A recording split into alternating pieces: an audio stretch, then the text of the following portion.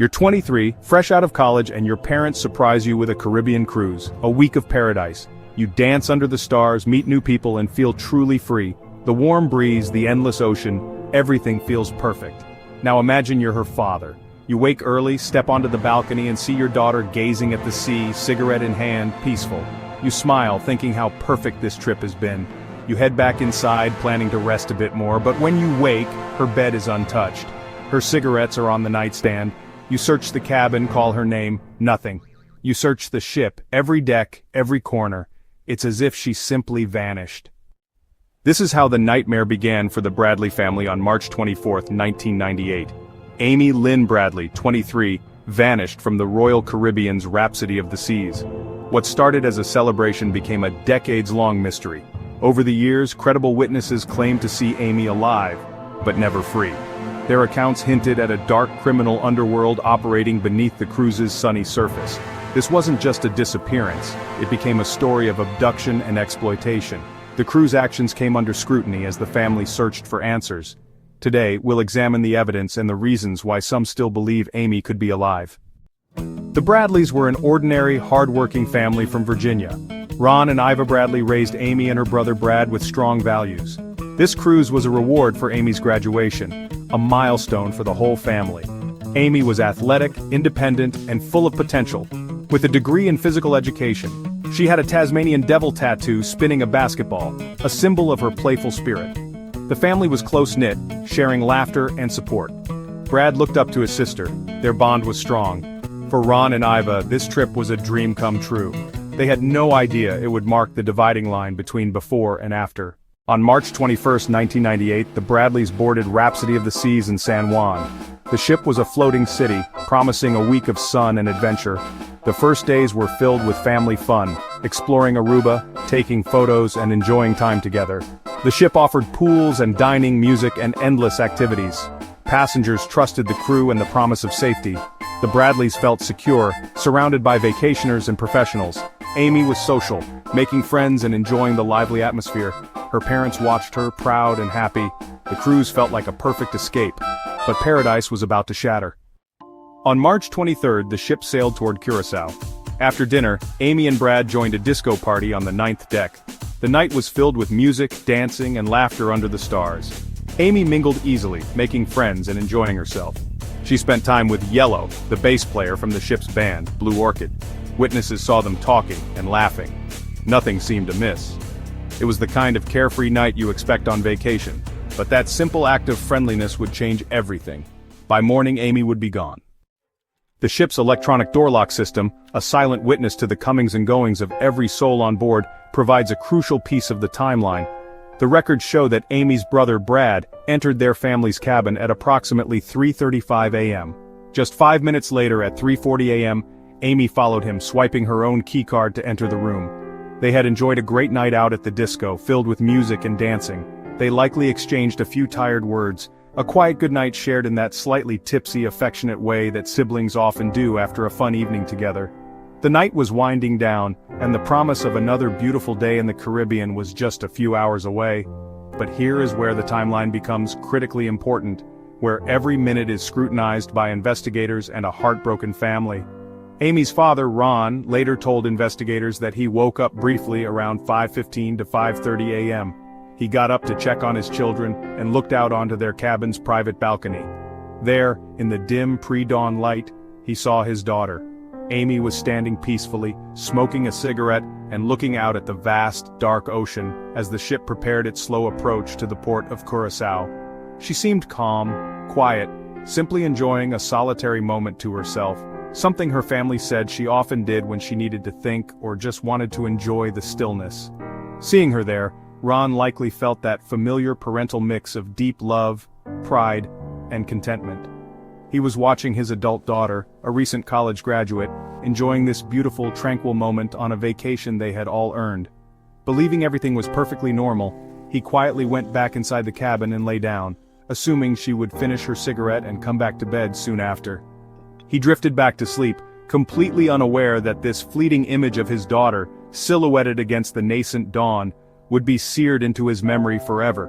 It was the last time anyone in her family would ever see her again.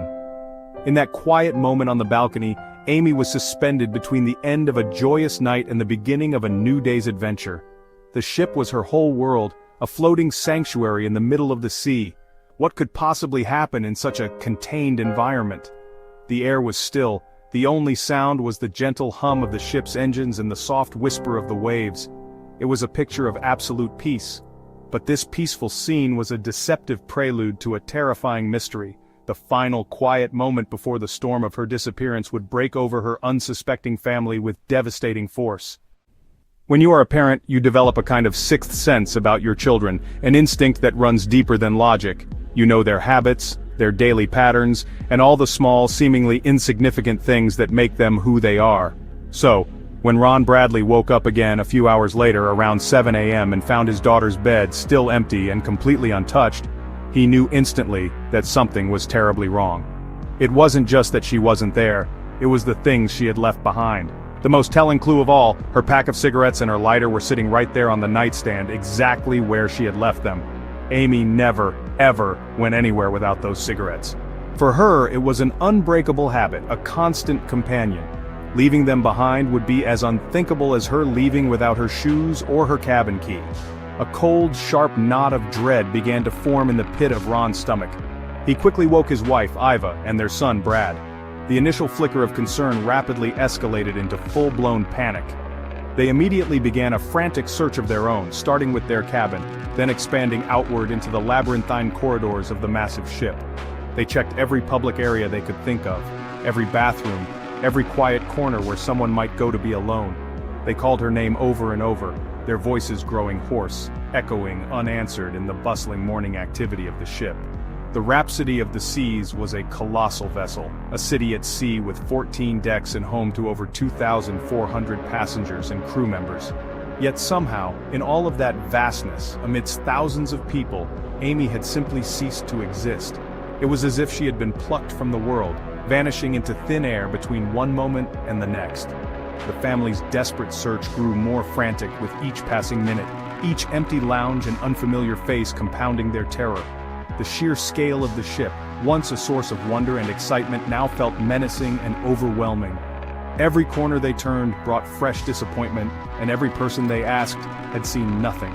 The vibrant, happy atmosphere of the cruise had transformed into a backdrop for their worst nightmare. How could a person just disappear from a contained environment like a ship in the middle of the ocean? The question hung in the air, heavy and unanswerable, as the Bradley family continued their desperate, lonely search while hundreds of other passengers prepared for a fun-filled day in Curaçao, oblivious to the tragedy unfolding in their midst.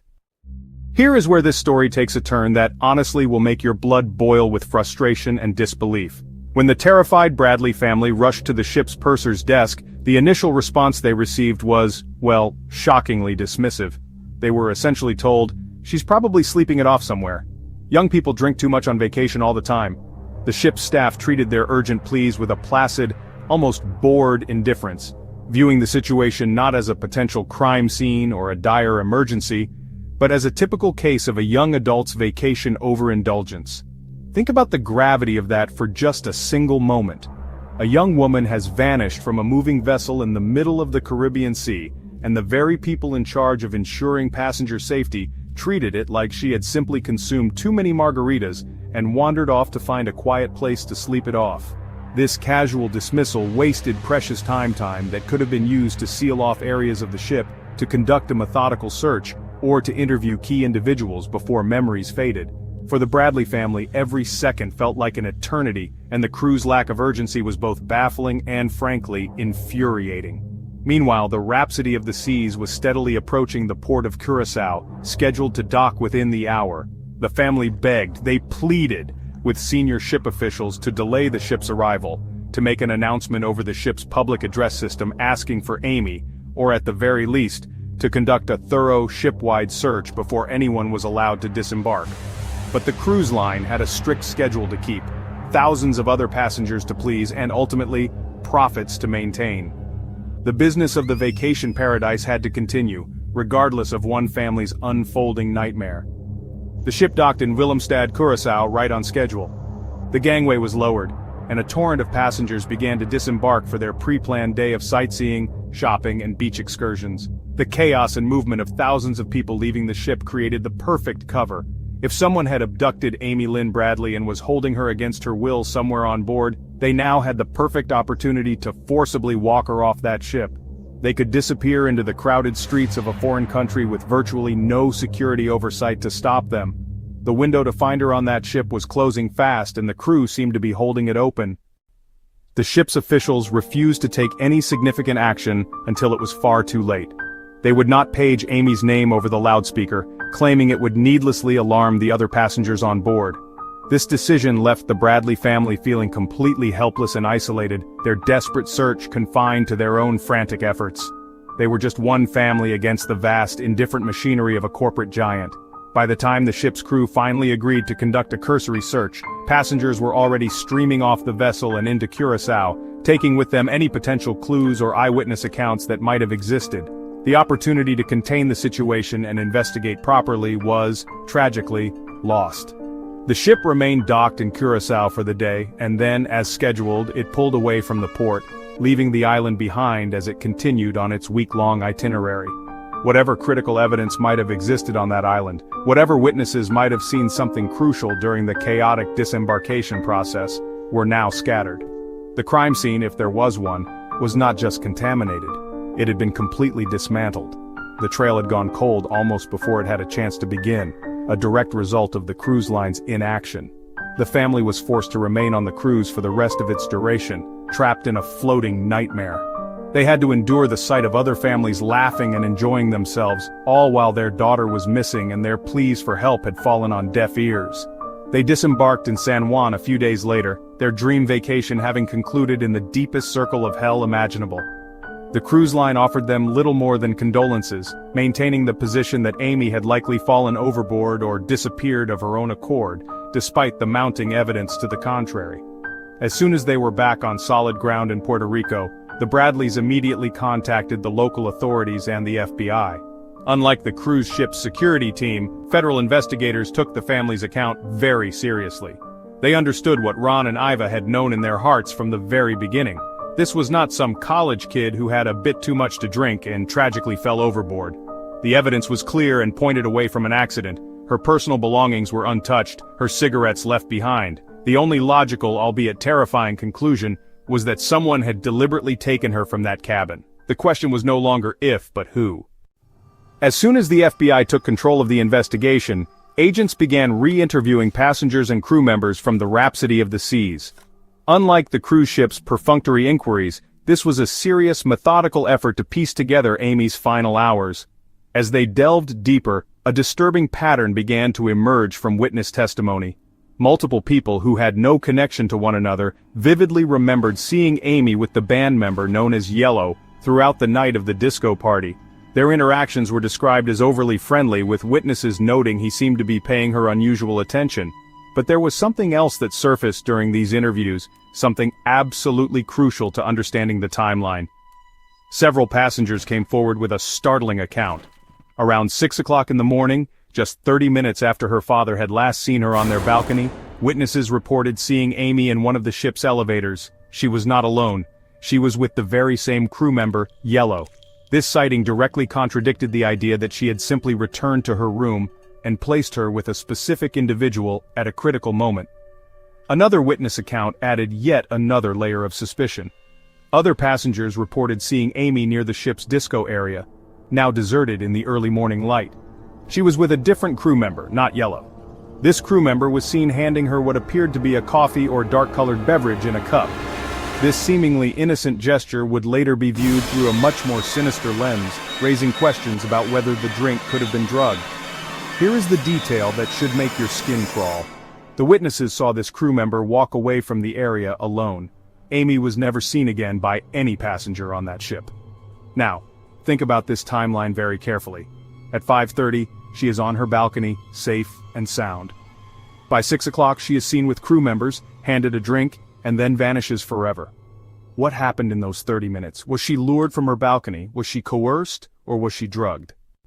But then, just as the trail on the ship seemed to have gone cold, something happened that completely changed the trajectory of the investigation. It shifted the focus from a simple missing person case to a potential international abduction. Just 4 days after Amy Lynn Bradley disappeared from the Rhapsody of the Seas, a taxi driver in San Juan, Puerto Rico contacted authorities with an urgent tip. He was absolutely certain that he had seen Amy. This wasn't a case of someone who just looked like her. He was entirely convinced it was the same young woman from the missing person flyers that the Bradley family had already begun to frantically distribute throughout the Caribbean. The taxi driver's story was chillingly specific. He reported that the woman he identified as Amy was not alone. She was in the company of 2 men who appeared to be controlling her every movement, speaking to her in a harsh and commanding tone. He described her as looking distressed and frightened, her eyes pleading for help. The men, he said, were behaving suspiciously, keeping a close watch on her and preventing her from interacting with anyone else. His detailed account provided the first piece of credible evidence suggesting that Amy was not only alive, but was being held against her will, far from the cruise ship she had vanished from. This sighting was not an isolated incident. 2 weeks later, another compelling report emerged, this time from the island of Curaçao, the very place the ship had docked on the morning Amy went missing. 2 Canadian tourists were relaxing on a beach when they noticed a young woman who bore a striking resemblance to the photos of Amy Lynn Bradley. They observed her for some time and noted her distinctive tattoos, including the Tasmanian devil spinning a basketball on her shoulder, which had been widely publicized. Again, she appeared to be with several men who were not letting her move freely or speak to anyone. When the Canadian tourists, their suspicions aroused, tried to approach the group to get a closer look or perhaps offer help, the men with the young woman acted swiftly and defensively. They quickly gathered their belongings and ushered her away from the beach, disappearing before the tourists could engage them in conversation.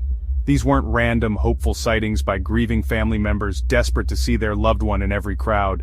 These were credible, independent witnesses with no connection to the case, people who had no reason to lie and no motivation other than doing the right thing. What they were reporting suggested a horrifying reality.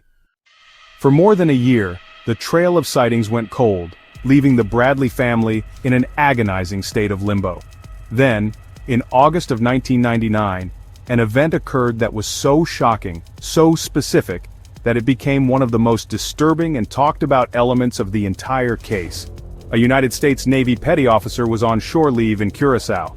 That night, he made a decision that he would later say he regretted for the rest of his life. He decided to visit a local brothel located in the city's infamous red light district. What he experienced inside that establishment would haunt him for years to come and provide a terrifying glimpse into what might have become of Amy. Inside the dimly lit and crowded brothel, the sailor was approached by a young woman. As she got closer, she looked him directly in the eyes, her expression a mixture of desperation and fear. In a hushed, urgent voice she told him, "My name is Amy Bradley and I need help. I'm from Virginia." Let that statement sink in for a moment.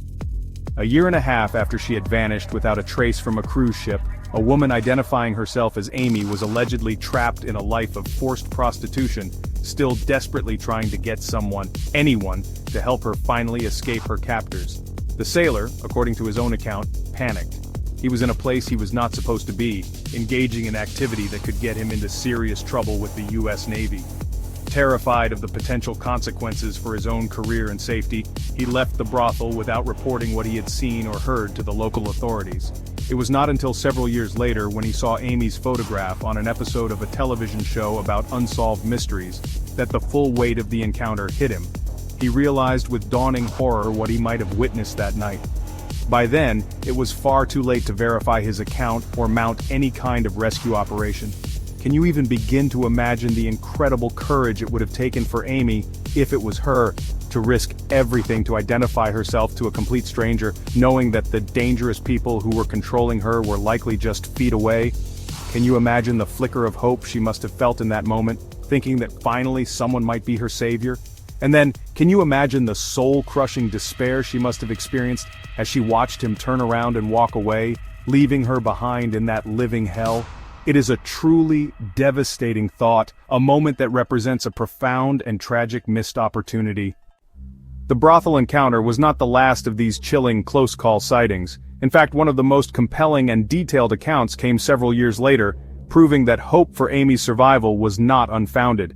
In March of 2005, a full 7 years after her disappearance, A woman named Judy Maurer was shopping in Bridgetown, Barbados. She went to use a public restroom inside a large department store. As she was washing her hands, the restroom door suddenly burst open and a young woman flanked by 3 imposing-looking men entered. The woman appeared visibly distressed and terrified, her eyes darting around the room as if looking for an escape. As the men stood guard near the doorway, the young woman made her way toward Maurer. In a hushed, urgent whisper, she quickly explained that her name was Amy, that she was from Virginia, and that she had been taken from her family. Before Maurer could fully process what was happening or offer any kind of response, the 3 men who had entered with the woman moved in abruptly. They grabbed the young woman by the arm and forcibly removed her from the restroom, dragging her out of the store before Maurer could even scream for help.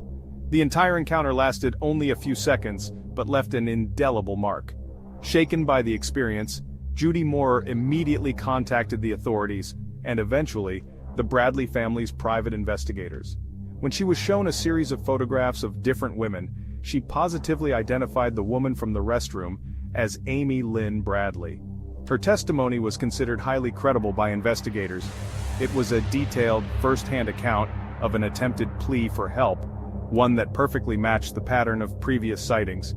The mention of Virginia, the look of terror, and the presence of controlling male handlers. It was all frighteningly consistent with the theory that Amy was a victim of human trafficking. Think about this emerging pattern for a moment.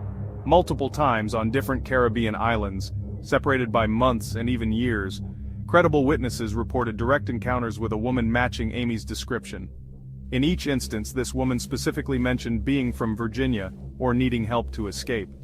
These were not vague sightings from a distance or cases of mistaken identity in a crowded street. These were close, personal, and terrifying interactions that painted a consistent and horrifying picture of a young woman held captive, constantly searching for a chance to break free, only to be thwarted at every turn. As law enforcement agencies and private investigators continued to dig deeper into Amy Lynn Bradley's case, they uncovered disturbing evidence of a vast and highly organized criminal network operating throughout the Caribbean. This network specialized in the heinous crime of human trafficking, with a particular focus on exploiting the region's booming tourism industry. The unique geography of the Caribbean, a scattered archipelago of hundreds of islands with varying laws and levels of police cooperation, created the perfect environment for such sinister operations to flourish, allowing criminals to move their victims with relative ease, always staying one step ahead of the authorities. Cruise ships, with their constant flow of international passengers, diverse crews from all over the world, and often surprisingly limited security oversight, represented ideal hunting grounds for these predators. Young, attractive, and often naive tourists could be easily targeted. They could be befriended by charismatic crew members or local contacts, who would earn their trust before isolating them from their friends or family. Once isolated, they could be drugged, coerced, or forcibly abducted, disappearing into a dark underworld that operates just beneath the sunny facade of paradise. Amy's case was beginning to look like a textbook example of this horrifying method. The FBI began to investigate not just Amy's singular disappearance but the horrifying possibility that she was just one of many victims. Her case, tragically, might represent only the visible tip of a much larger and more terrifying iceberg. Investigators started exploring connections to other missing persons cases in the region, looking for patterns that might link them to a single trafficking ring. The theory was that young women were being abducted and sold into forced prostitution or modern-day slavery, moved from island to island to service a clientele in a dark parallel tourism market that catered to the most depraved desires. This broader investigation revealed the immense challenges of tackling transnational crime. Jurisdictional issues between countries coupled with the difficulty of gathering evidence on the high seas where maritime law applies, created significant roadblocks. For the Bradley family, this meant that even as the evidence of Amy's fate grew stronger, the path to finding her and bringing her captors to justice became more complex and fraught with diplomatic and legal hurdles. Their daughter's disappearance had inadvertently exposed a grim reality about the vulnerabilities inherent in global travel, forcing a conversation about safety that the tourism industry was not prepared to have. Given the series of credible sightings and the specific details they contained, the primary theory that emerged was as clear as it was horrifying. Amy Lynn Bradley was abducted from the Rhapsody of the seas and forced into a human trafficking ring. Investigators believe that she was targeted by one or more crew members who were either part of or had connections to a sophisticated criminal organization. The initial interactions on the dance floor, the seemingly friendly conversations, were likely a calculated effort to assess her as a potential target. They were testing her, seeing if she was friendly, trusting, and perhaps a little naive about the potential dangers surrounding her. It was a predatory assessment disguised as vacation fun. The timeline supports this theory perfectly. She was last seen by her father at 5:30 in the morning. Within 30 minutes she was spotted with crew members and then vanished. This narrow window suggests a swift and well-coordinated abduction. It is highly probable that she was lured from her family's cabin under a false pretense, or perhaps incapacitated with a drugged drink, as one witness account suggested. Once subdued, she could have been hidden in a crew-only area of the ship, a part of the vessel completely off-limits to passengers. There, she could have been held until the ship docked in Curaçao, at which point she was forcibly taken ashore amidst the chaos of thousands of disembarking tourists. The subsequent sightings across the Caribbean, in Puerto Rico, Curaçao, and Barbados, fit the known patterns of international sex trafficking operations. Victims are frequently moved from one location to another to disorient them, to prevent them from forming connections, and to make them harder for law enforcement to track. Each sighting of Amy showed her under the control of unidentified men, looking distressed, and desperately trying to ask for help. These were not the actions of someone who had run away to start a new life.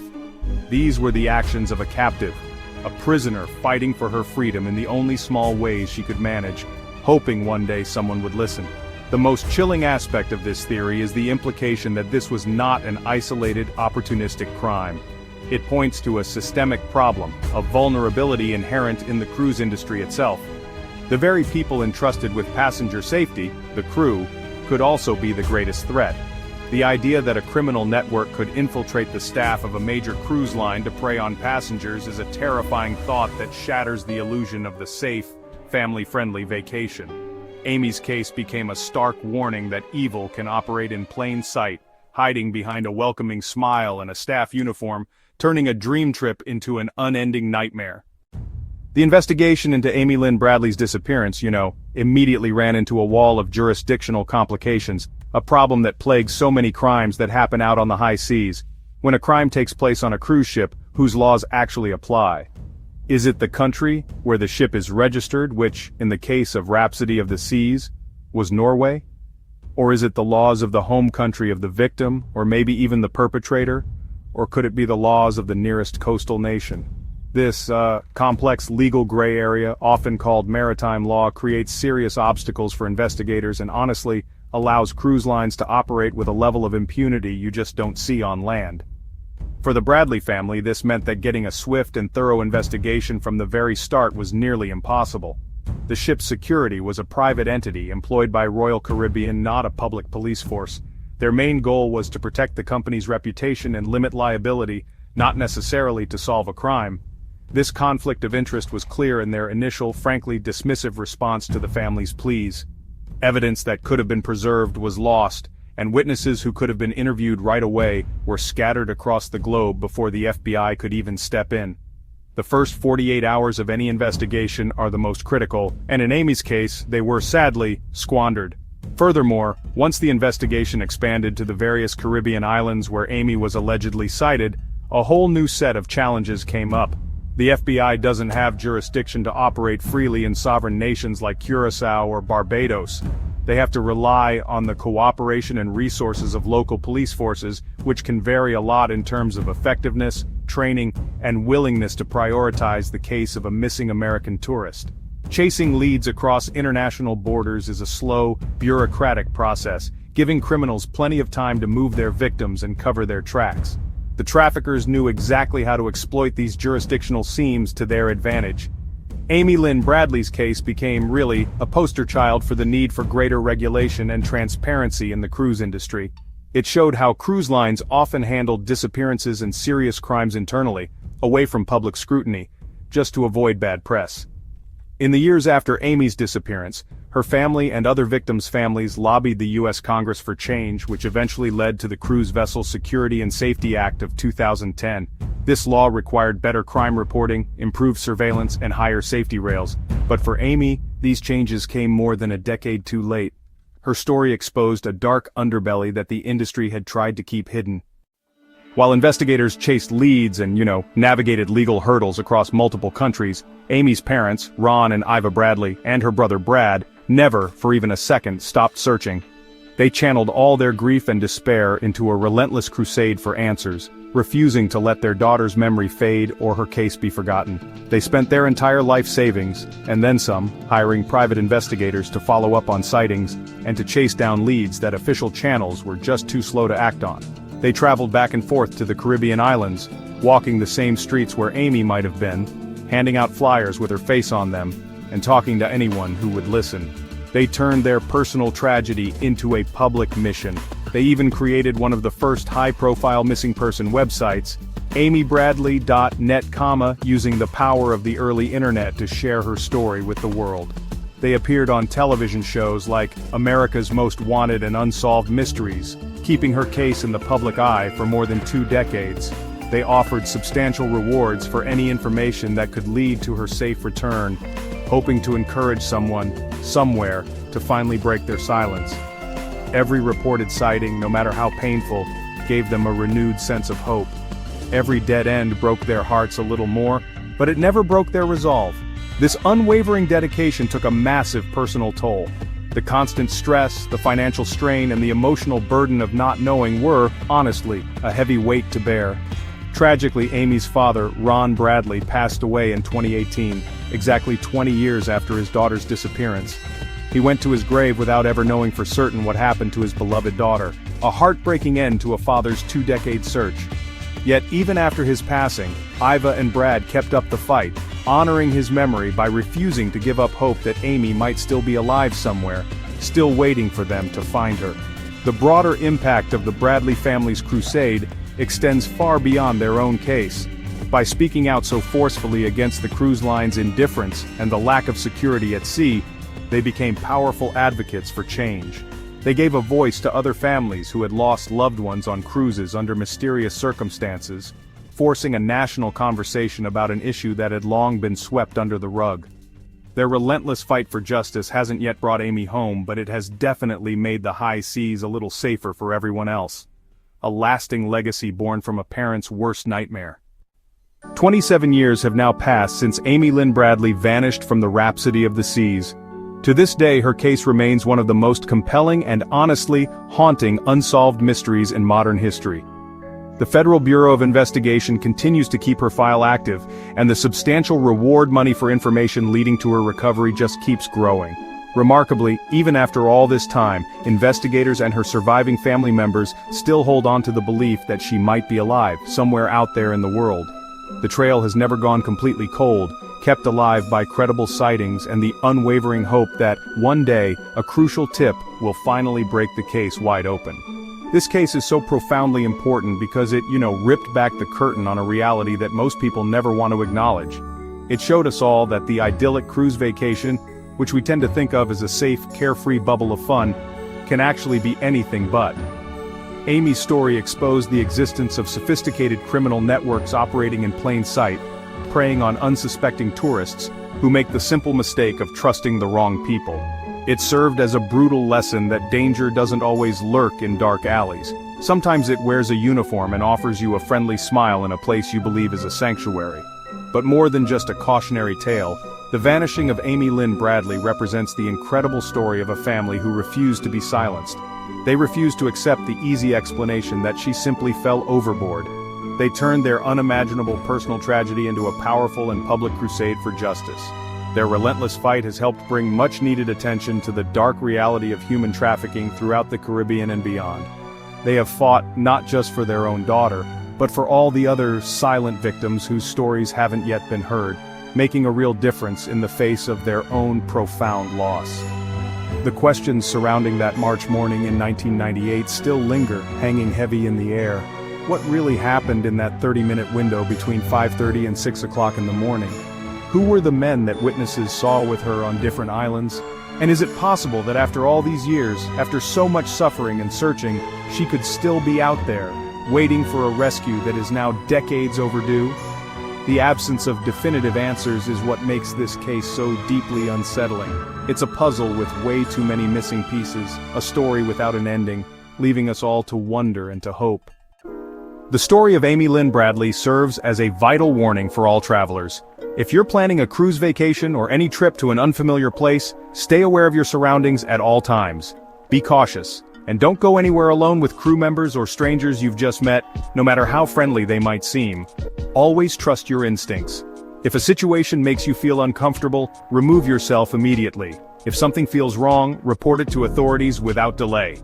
Your safety is more important than being polite. If you have any information about Amy Lynn Bradley, any information at all, please contact the FBI. After 27 years, even the smallest detail could be the missing key.